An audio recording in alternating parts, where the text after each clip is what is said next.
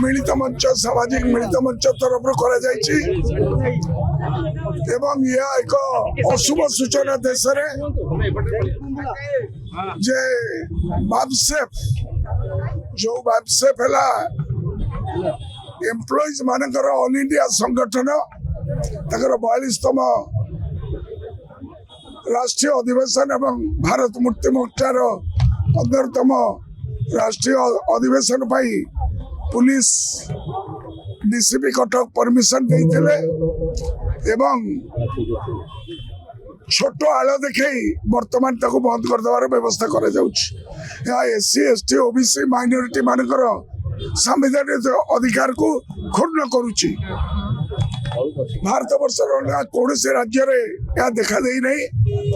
ये बीजेपी साथी double engine सरकार ये कार्यक्रम आपको आम प्रतिवाद करुचु एवं आज डीजी पुलिस को जड़े दबु जे ए कार्यक्रमटा अगणतांत्रिक एवं संविधान विरोधी।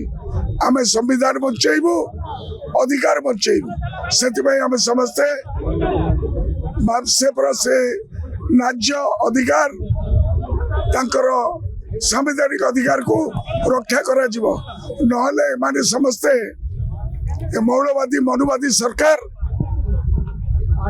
देश रे समस्त अधिकार छड़े नब तेणु आपको आम सामना करूँ से मेमोरेंडम दि लड़े जारी रही मुख्यमंत्री को आम एक जनईचु कार्यक्रम करा